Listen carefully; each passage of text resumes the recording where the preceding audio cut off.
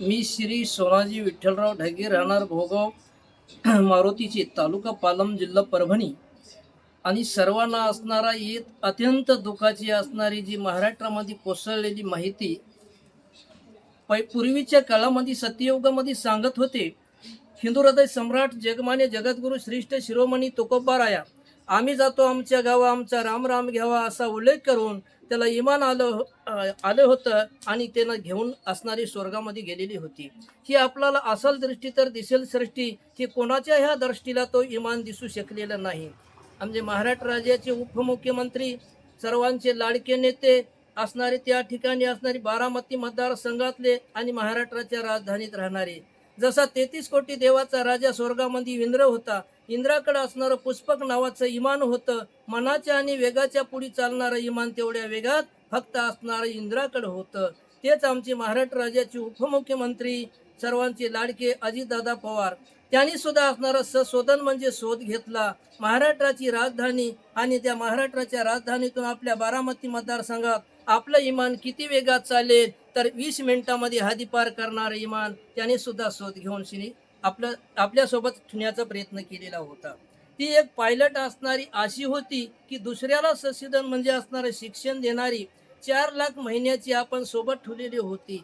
त्यांचा जीवाचा जीवलग बाडीगार सुद्धा जाधव असणारे त्यांच्या सोबतच राहणारे होते. कोणतीही अनुसूचित घटना घडणार नाही असा तो त्यांचा असणारा बाडीगार होता. त्यांचा असणारा टावर बघणारे आणि त्यांच्यावर शोध घेणारे सुद्धा त्यांच्याकडे असणारी दुसरी एक लेडीज होती.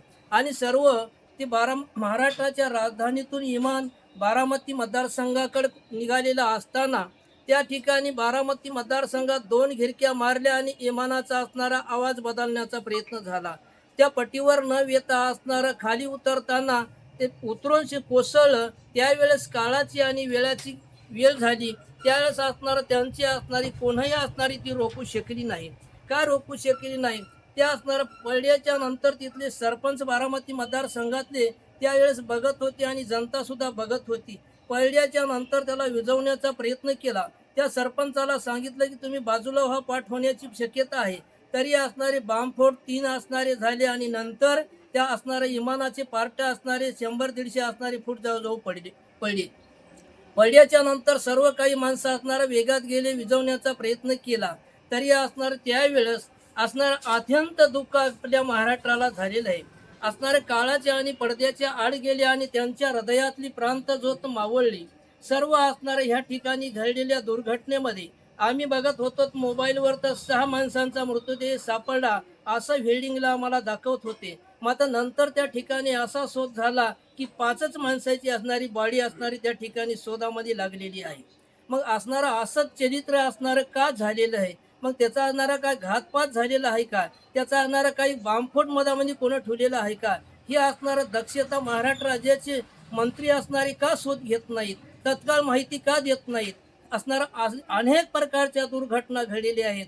तरी असणारा अजितदादा पवारला काही सांगत होते, टायगर वाघ आहे, कोणी म्हणत होतं चिट्या आहे, कोणी म्हणत होतं बिबळे आहे.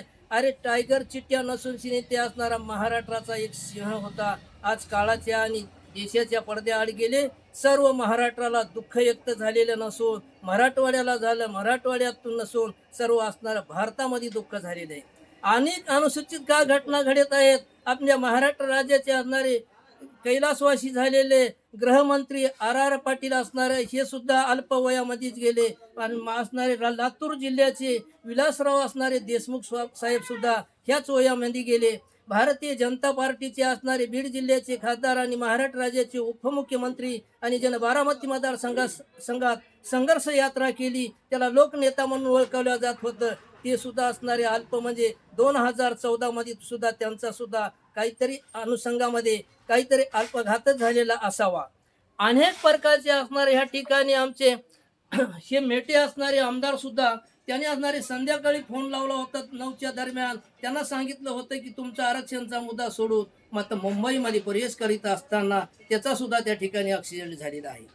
अशा का दुर्घटना घडत आहेत? आमच्या महाराष्ट्र राज्याचा असणारा एखादा मंत्री वरी जाण्याचा प्रयत्न होत असेल तर आखे वरी एकही असणारा जात नाही. अनेक अनुसूचित घटना या ठिकाणी आमच्या महाराष्ट्र राज्याच्याच मंत्र्यावर का घडत आहेत, त्याला असणारं एवढं दूषित परिणाम का घडला आहे. अजितदादा पवार गेल्या दिवशी असणारं सर्व रान धुणकारलेलं होतं, सर्वांचा तो लाडका नेता होता, अनेक असणारं दुःख व्यक्त करीत आहेत.